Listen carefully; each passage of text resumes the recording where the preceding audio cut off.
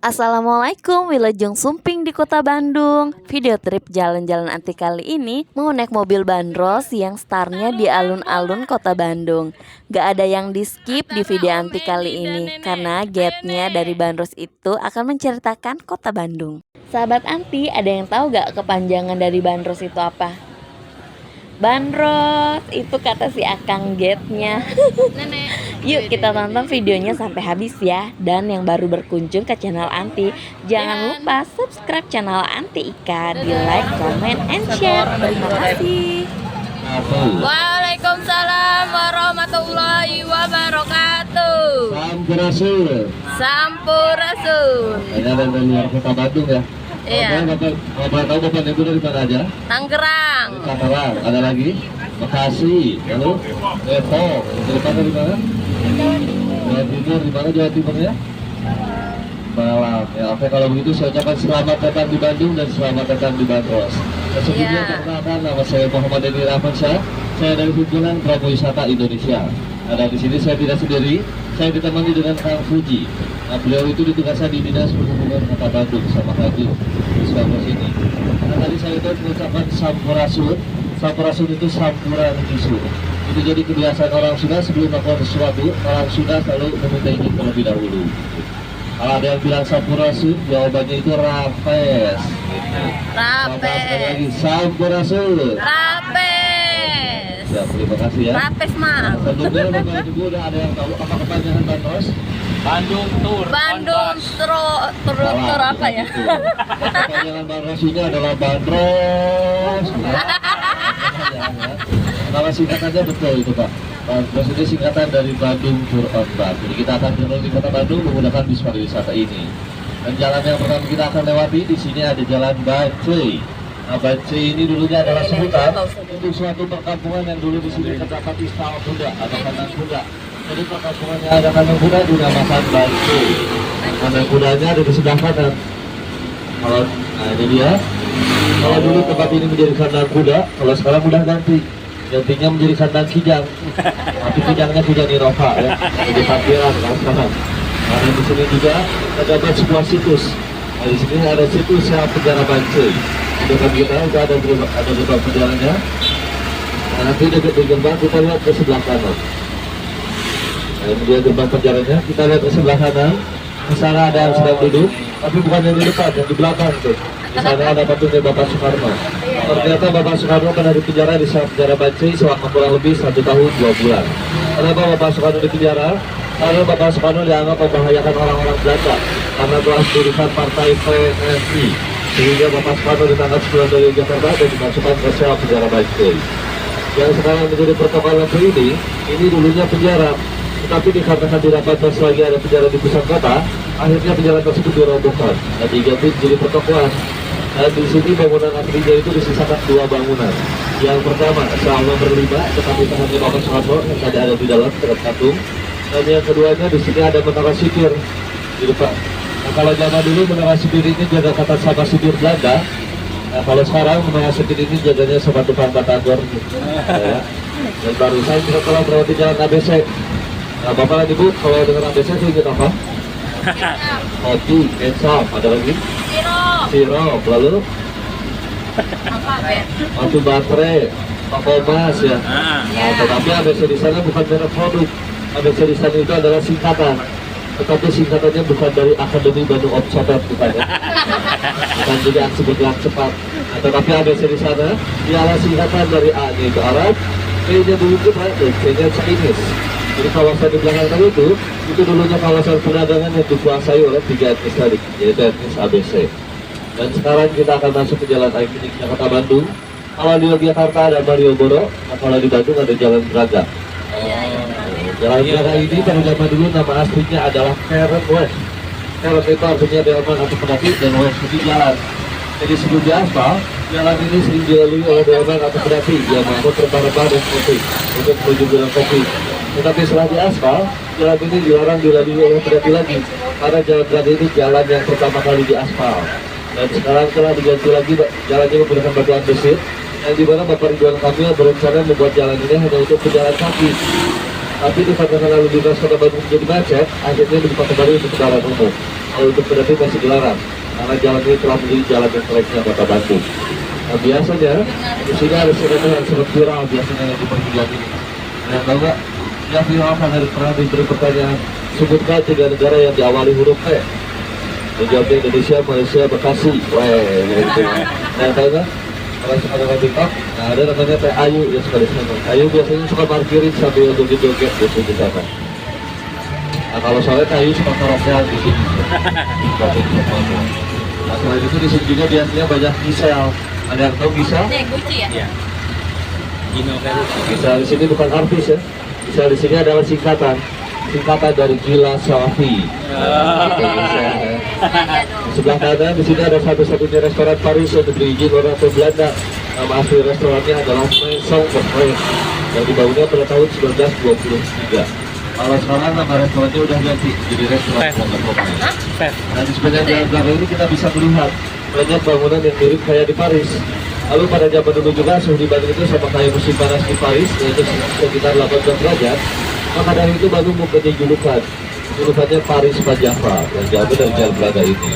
Nah, kalau depan sebelah kiri ada tulisan tuh, Dagang Sky 1937. Itu dulunya buang orang Belanda. Kalau sekarang tempat tersebut sudah jadi puskesmas. Yang tahu puskesmas artinya apa? Pusat kesehatan Masyarakat. yang benar, yang benar. Nah, di sini Pak pusat kesedaran basma. Nah di sini juga terdapat sebuah landmark seperti di kota-kota besar seperti Surabaya, Malang, Jakarta. Nah di sini ada viaduk. Orang Bandung lebih mengenalnya dengan sebutan viaduk. Viaduk ini adalah sebuah jalan kereta api yang melintasi di atas kepala. Via itu melintasi dan daku ke atas kepala. Nah di bawahnya ada satu ruas sungai itu. Nama sungainya Sungai Cikapundung. Si itu air, ada yang tahu Kapundung artinya apa? Oh, ngambek. Kapundung di sini bukan ngambek. Kapundung di sini adalah pohon kapundung, ada buah kapundung. Banyak sungainya banyak pohon kapundung. Kalau di Jakarta mah kapundung itu benteng. Kalau di Sunda bencoy, itu kapundung. Ngomongin sungai saya jadi ingat deh. Bapak dan Ibu ada yang tahu nggak sungai apa yang terpanjang di dunia? Nil. Ini salah. Amazon juga salah. Ternyata menurut buku tentang Star ya. Nah, katanya sungai terpanjang di dunia ini adalah Sungai Cikapundung yang tadi kita lewati. Nama Sungai Cikapundung karena sungai tersebut melintasi Asia dan Afrika. Wede. Ya, di sebelah Boleh, kanan, boleh. Ini ada Taman Balai Kota. Orang Bandung lebih mengenalnya dengan sebutan Taman Bakot. Taman Bakot ini adalah taman tertua pertama di Kota Bandung. Nama aslinya adalah Peter Sitopo atau Taman Peter Stop. Dan di jalannya masih banyak taman-taman lainnya. Ada Taman Ibu Nusatika, Taman Merah Putih, Taman Koi, Taman Labirin, sampai Taman Kebok Cinta pun ada. Ya kalau katanya, juga pasangan memasang kebok di sana cintanya akan abadi katanya. Wede, asik. Siapa itu ya? Nah di sampingnya di sini ada kantor pemerintahan atau dinasnya berbawa di Kota Bandung. Sebelum dia kantor pemerintahan, dulunya kantor tersebut adalah sebuah gudang tempat penyimpanan dan pengepakan kopi. Namanya Kopi Fabris, atau orang Bandung lebih mengenalnya dengan sebutan Gudang Kapak.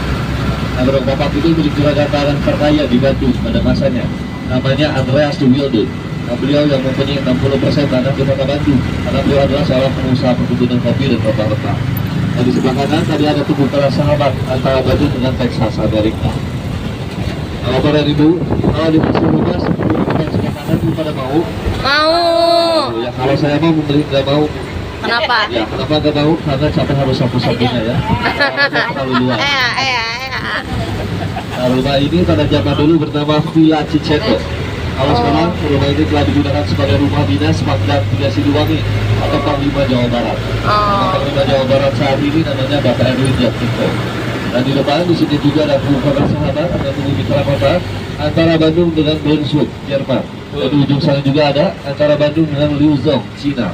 Nah itu beberapa tubuh kota sahabat yang kita lewati. Bandung ini menjadi kota kedua yang mempunyai banyak tubuh kota sahabat setelah Jakarta. Di Bandung totalnya ada 28 tubuh kota sahabat.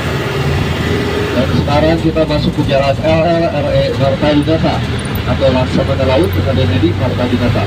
Tetapi orang Bandung lebih mengenal jalan ini dengan sebutan Jalan Riau. Dan di Jalan Riau ini menjadi salah satu kawasan Ini efek kawasan di terpopuler sini di Kota Bandung. ya. Ntar Kita ke belok sini sebelah ya. kanan, di sana ada Jalan Purnawarman. Di sana itu ada BSC, yaitu Bandung Electronic Center, yang mau ganti HP atau servis barang elektronik bisa ke sana. Dan di depan di sebelah kanan juga ada Jalan Merdeka. Dan di Jalan Merdeka ini terdapat sebuah mall di Kota Bandung, namanya BIP, yaitu Bandung Indah Plaza. Kata orang-orang, katanya di BIP itu banyak pocong. Nah, tapi pocongnya disukai sama ibu-ibu, apalagi sebelum lebaran kan. Pocongnya pocongan harga. Asik. Dan sekarang kita masuk ke jalan ini, di sini Haji Juanda. Maka orang Bandung lebih mengenalnya yang disebutkan Jalan Dano. Kita lihat ke sebelah kanan, di sana itu ada bangunan dengan tulisan di atasnya Blue, yang artinya gedung 3 warna. Tapi itu ada 1 warna. Nah, 3 warna di sini bukan warna gedung tersebut, melainkan pada zaman dulu di atasnya sering berkibar bendera Belanda yang mempunyai 3 warna, yaitu merah, putih, dan biru. Dan pada masa kekaisaran Jepang, gedung tersebut juga dialihfungsikan sebagai kantor berita dan radio dome. Dan pada saat proklamasi, gedung tersebut digunakan sebagai tempat penyiaran nasional proklamasi pada tanggal 18 Agustus 1945.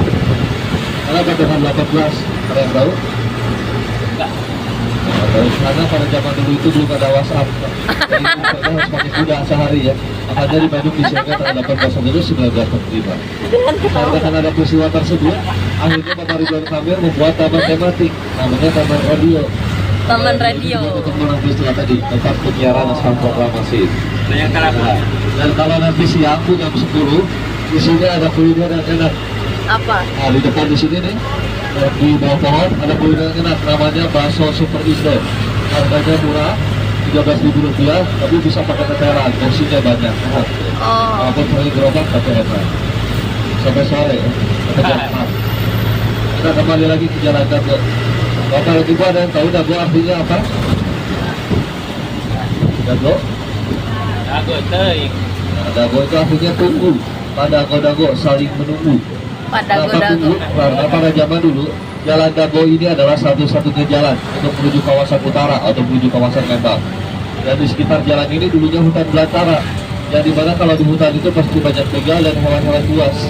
Sehingga masyarakat Lembang yang ingin menuju hasil kajian ke kota, mereka tidak berani melintasi jalan itu sendirian. Dan akhirnya mereka harus saling menunggu, atau dalam bahasa Sunda artinya pada dago. Dan kebiasaan itulah dinamakan Jalan Dago. Nah, tadi kalau lurus ke atas, di sana banyak sekali tempat wisata. Ya, dari Dago, Rimpa, Lodge Kalibaya, Ahura, Tebing Keraton, Goa Belanda, Goa Jepang.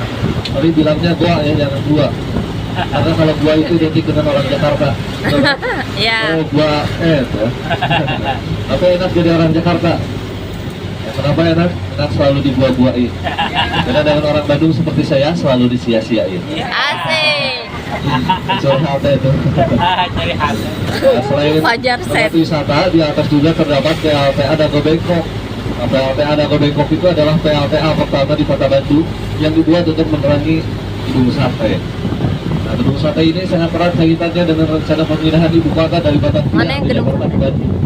Kalau sekarang ibu kota rencananya akan dipindahkan ke Kalimantan ya. Iya. Nah, pada masa ini ada IKN. ibu kota sudah akan dipindahkan. Karena dari dulu Jakarta sudah diprediksi akan bahaya dengan air. Yang pertama banjir, yang keduanya dikarenakan saluran sanitasi airnya buruk, maka di sana terjadi wabah malaria. Karena dibangunlah gedung sate yang tadinya untuk ibu kota negara.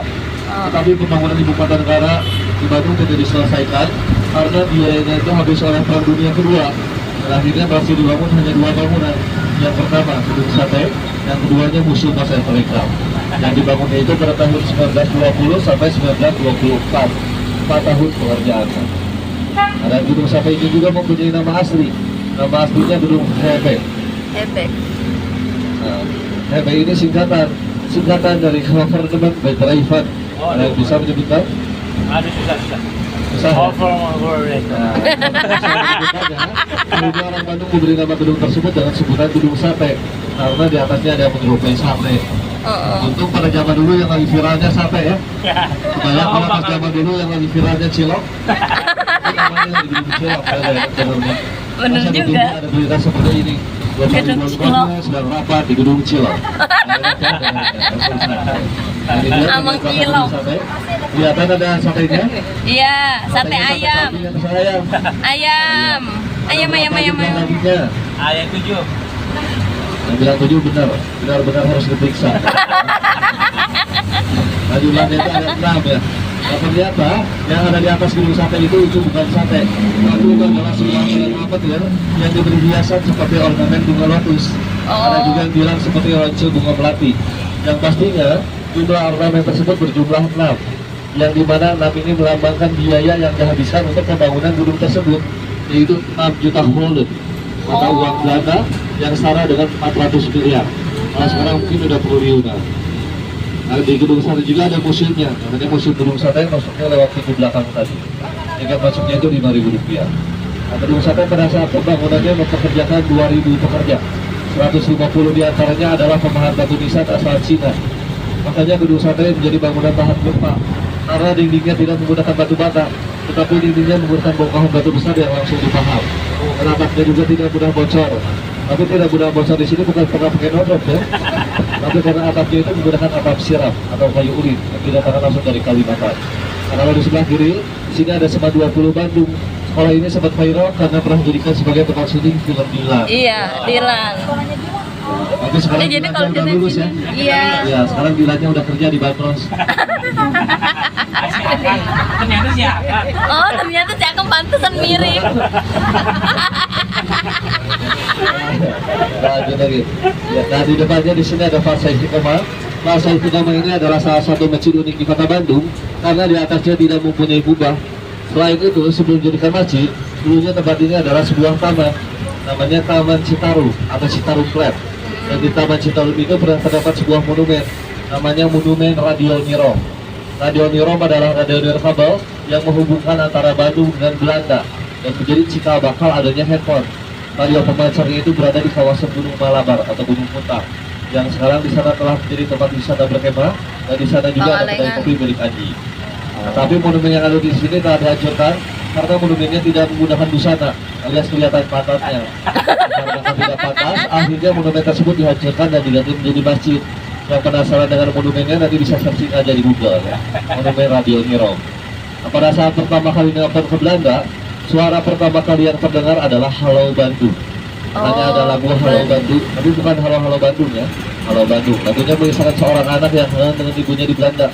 Tapi pas nelpon yang kedua ibunya telah meninggal. Ini bisa searching aja di YouTube ya. Pakai W nggak halonya, Kang? Apa? Halau gitu. Kan kalau orang Bandung halau. Berkeliling pulau-pulau ada yang pernah? Belum. Saya ajak berkeliling pulau-pulau, boleh mau? Kita sekarang tenangan. Karena tadi kita sedang menyeberang Riau menuju ke Lombok ya. Hanya di Bandung dan hanya di Baros kita bisa berkeliling pulau-pulau di Nusantara. Tempat Asik. lain nggak akan bisa ya. Nah, setelah dari Lombok nanti ke Aceh ya. Hebat banget. Nah, di Lombok itu menjadi salah satu kawasan kuliner di Kota Bandung. Tuh, di sini ada antri, lagi antri Apa kopi tuh? sinar kopi. Nah, kalau kemarin antrinya panjang sekali. Dan di depan juga ada tenda biru. Tenda biru ini bukan lagu. Tenda biru ini adalah penjual cuini spesial, atau orang Bandung lebih mengenalnya dengan sebutan cuini ganteng. Kenapa cuini ganteng? Karena yang jualannya mirip Ariel Noah, karena pernah masuk Trans TV. Jadi dia cuini ganteng. Padahal waktu itu yang diwawancara saya, tapi saya nggak sombong. Yang suka pada sangat cocok sekali ke sana. Ada di sana toppingnya menggunakan ceker balado. Nah, di sini juga ada yang nggak kalah enak, ada bakmi lomi lombok. Kalau di tempat lain bakmi lomi toppingnya menggunakan pangsit. Nah, kalau di sini menggunakan dorok dok atau kerupuk kulit. Bukanya dari jam 10 sampai jam 5 sore. Jadi bukan seperti tempat lain, hanya di sini. Tapi ngomong-ngomong saya nggak di endorse ya. Saya hanya ingin mengenalkan apa sih yang dilewati oleh Bandros ini. Nah, setelah dari Lombok, sekarang kita langsung terbang ke Aceh. Nah, di Aceh ini terdapat sebuah rumah yang terkenal dengan cerita horor. Namanya Rumah Kentang. Ada yang pernah nonton film Rumah Kentang 2? Udah. Nah, konon katanya, dulu di sana ada seorang noni Belanda sedang memasak Iya. kentang di hall yang besar sambil menggendong anak. Karena anaknya rewel, akhirnya anak tersebut Iya. masuk ke dalam penggorengan kentang. Emang di sini ya? Ini dia, Rumah Oh, Kentang ini. 1908. Iya, iya, Tapi iya. sekarang rumah hantunya udah nggak serem ya. Enggak Nah, serem. rumah hantunya udah jadi restoran. Si Luna. Katakan udah jadi Beda yang si restoran, Luna ini Maya. penumpangnya juga udah berubah ya. Udah berubah jadi perkedel. Ini ibu yang suka masak, ada yang tahu nggak perkedel singkatan dari apa? Apa? Kentang. Heeh. Betul, nah, perkedel itu singkatan dari Persatuan Kentang dan Telur. Iya. Nama aslinya Pilkada. Pilkada itu campuran kentang dengan daging. Nah, tapi itu keunikan orang Sunda. Orang Sunda itu suka memberikan nama tempat atau nama makanan dengan apa yang didengar. peripadel karena kedengarannya perpedel, jadi dinamakan perpedel. Udah salah dengar sama juga bikinnya ya. Ada cabut lagi ini ada cabut sepak telur. Kalau di sebelah kanan, di sini ada Taman Maluku. Taman Maluku ini adalah taman tertua kedua di Kota Bandung. Pada tahun 80 sampai tahun 90-an, taman ini terkenal dengan tamannya para dewa dan dewi. Dan dimana kalau siang ada dewa dan bawahnya berganti menjadi dewi. Tapi sekarang sudah aman ya, sudah diterlibat sama sahabat saya kalau sekarang. Dan di sini ada yang pernah main ke Semarang. Apa? Udah. Nah, kalau di Semarang ada Lawang Sewu ya. Nah, kalau di sini ada Jendela Sewu. Oh, ini. Yang kabar saya boleh hidup sendiri. Nah, gedung ini namanya Gedung Sabau. Gedung Sabau ini punya luasan kurang lebih 1 hektar. Satu bau itu kurang lebih 1 hektar. Oh, Nah, kalau zaman markas. dulu, gedung ini bernama DVO, yaitu Departemen Van Orlog, Departemen Peperangan. Oh. Orang-orang Belanda menceritakan peperangannya di sini. Nah, kalau di sebelah kanan, di sini ada Taman Lalu Lintas, ada Irma Suryani. Taman Lalu Lintas ini pada zaman dulu bernama Insulin Park atau Taman Nusantara. Makanya di antara taman ini banyak sekali nama-nama jalan dan diambil dari nama-nama kepulauan. Nah, dan sekarang kita berada di Belitung. Ya. Belitung. Taman ini pada zaman dulu pernah dijadikan sebagai tempat baris berbaris dan upacara tentara Belanda. Kalau sekarang udah jadi taman edukasi dan rekreasi, tiket masuknya itu Rp10.000. Dan di dalamnya masih banyak fasilitas-fasilitas lainnya. Dan sekarang kita masuk ke Jalan Sumatera. Di Jalan Sumatera ini terdapat sekolah terfavorit di Kota Bandung. Kenapa terfavorit? Karena di sana ada lulusan yang menjadi pejabat dan menjadi artis.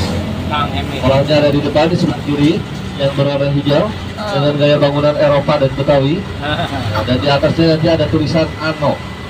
ANO itu artinya tahun dibangun. Dibangunnya pada tahun 1913, lebih tua dari Gedung Sate. Nah, di SMP 2 itu di sana ada lulusan yang menjadi pejabat. Ada Bapak Ridwan Kamil. Dan ada juga yang menjadi artis, ada Sambuco. Tapi bukan Sambo ya, Sambuco. Nah, dia sekolahnya. Nah, saya SMP 2 Bandung. Di sampingnya ada SMP 5 Bandung. Di sana juga tidak kalah terfavorit. Karena di sini ada lulusan yang menjadi pejabat. Ada Bapak B.J. Habibie. Dan banyak yang juga yang menjadi artis.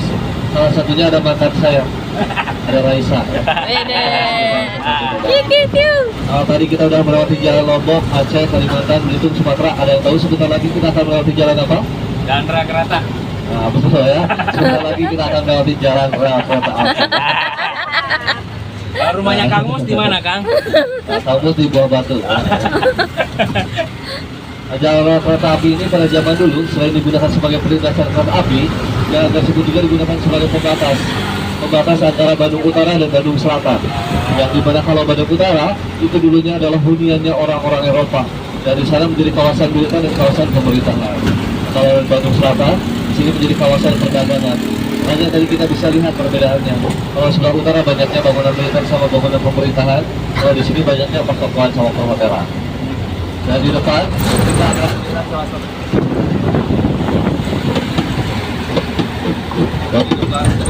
Dan di depan kita akan melewati salah satu masjid unik di Kota Bandung. Masjidnya itu seperti kelenteng berwarna merah dan kuning. Itu namanya Masjid Laut C2. Masjid Laut C pertamanya ada di Jakarta. Masjid Laut C ini mempunyai artinya itu Maha Guru. Di sanalah tempat orang-orang Tionghoa yang ingin mempelajari agama Muslim atau ingin menjadi mu'alaf. Karena di sana mengeluarkan sertifikat mu'alaf. Warna merah dan kuning juga warna khas Tionghoa dan melambangkan kemakmuran dan kebahagiaan. Dan di depannya itu ada patung yang sedang tendang bola. Nah, ini namanya patung Persib.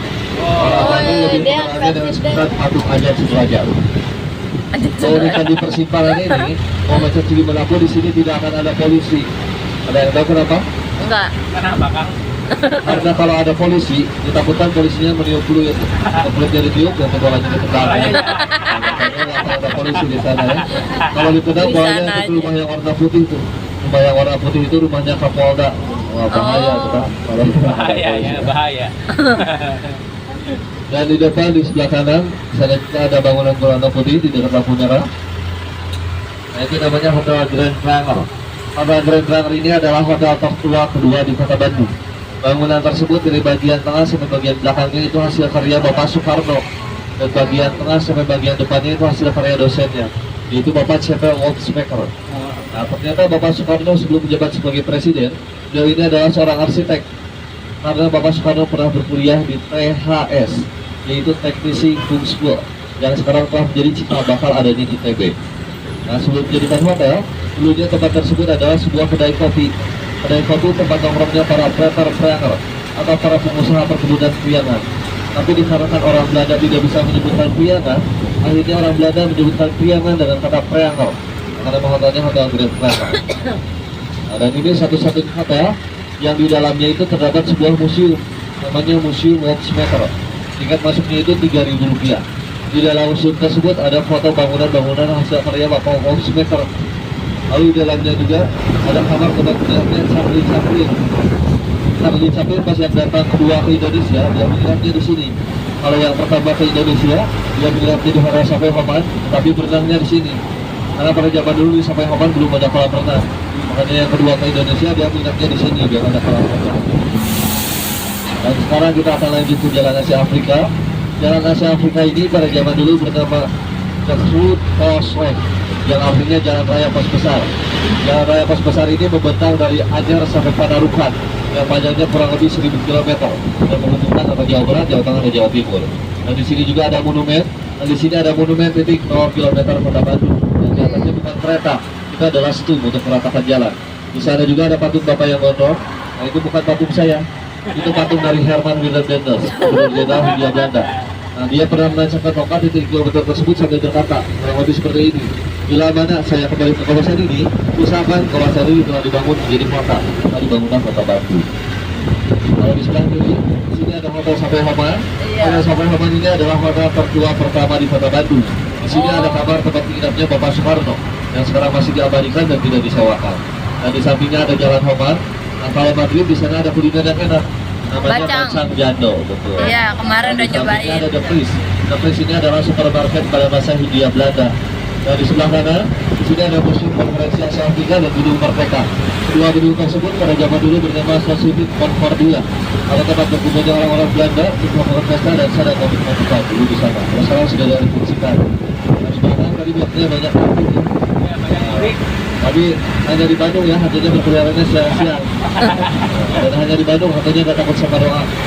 Karena yang mereka takut itu ada 3 hal. Yang pertama, mereka takutnya sama air hujan. Agak takut kerapnya lucu. Dan yang kedua, mereka takutnya sama satwa bebek. Karena hari Senin libur. Dan yang ketiga, yang sangat mereka takuti, mereka sangat takut sama ibu mertua. Iya. Satu lagi Kang, sama mantan katanya. Sama mantan ya. Ada hantu di Bandung juga mempunyai komunitas. Juling juga singkatan dari komunitas Juling Bandung. Konjuring. Kalau ke sebelah kanan, di sana ada Jalan Al-Kaferi. Jalan Al-Kaferi ini dulunya adalah pemukimannya dari bangsa-bangsa Arab, dari 3 etnis tadi. Kalau bangsa Chinese-nya ada di dalam gudang kecil yang sama. Di Jalan Al-Kaferi, di sana ada kuliner yang enak, namanya Lotek Al-Kaferi. Dan di sana juga ada kedai kopi yang legend, namanya kedai kopi Purnama. Di sebelah kanan, di sana ada kawasan Pasar Baru Kota Bandung. Barangkali Bapak Ibu yang mau cari orang-orang Bandung atau Jawa Barat, banyak Pasar Baru ya. Bapak Ibu Jawa Baru, Bandung Cirewi, Jumilov, Medan Bandung, Dorokok juga banyak. Selain itu di Pasar Baru juga ada toko jamu-jamu herbal, namanya Bapak Huya. Jamu-jamu atau ramuan dari Cina. Sekarang Bapak Huya udah generasi keempat. Nah di belakang juga di Pasar Baru itu ada kawasan tekstil. Barangkali Bapak Ibu yang mau cari bahan-bahan buat bikin baju atau bikin kerudung, ada di Pasar Baru di belakangnya. Di sana itu ada Jalan Tamim sama Jalan Julati. Dan sekarang kita masuk ke Jalan Kepatihan. Ya kerasa ya, sebentar lagi kita akan sampai ke Jogja. Tapi Jogjanya Jogja Kepatihan ada di depan. Dan terakhir saya mau nanya nih sama Bapak dan Ibu, kira-kira masih ada yang fokus ya? Mulai dari tadi kita berangkat sampai sebentar lagi kita mau selesai. Kira-kira Bapak dan Ibu ada yang tahu nggak? Tadi kita telah melewati berapa lampu merah? Ada yang tahu? 8 salah. Ada lagi? Merah, merah. Coba jawabannya. Jawabannya itu nol. Ya. Kenapa nol? Karena kita hanya berarti lampu hijau. Kalau lampu merah berhenti. Jadi ada lampu merah melewati ya, gitu kan? Bisa aja. Gimana, senang naik Bandosnya? Tenang. Alhamdulillah tidak terasa. Happy. Sebentar lagi kita akan sampai ke Selantar Bandos Jalan Tol. Saya mohon maaf bila ada kata-kata yang kurang sopan atau informasi yang kurang jelas, saya mohon dimaafkan. Mudah-mudahan sedikit informasi dari saya bisa menambah sedikit wawasan Bapak dan Ibu dan adik-adiknya. Terima kasih juga telah menyempatkan waktunya untuk main ke Bandung dan naik Bandos. Mohon dicek kembali, hati-hati ada barang bawaan yang tertinggal. Dan nanti pas turun, diusahakan kaki terlebih dahulu ya, yang kepala dulu. Baik, saya mewakili rekan yang bertugas, saya mohon pamit undur diri. Saya ucapkan wassalamualaikum warahmatullahi wabarakatuh. Waalaikumsalam warahmatullahi wabarakatuh.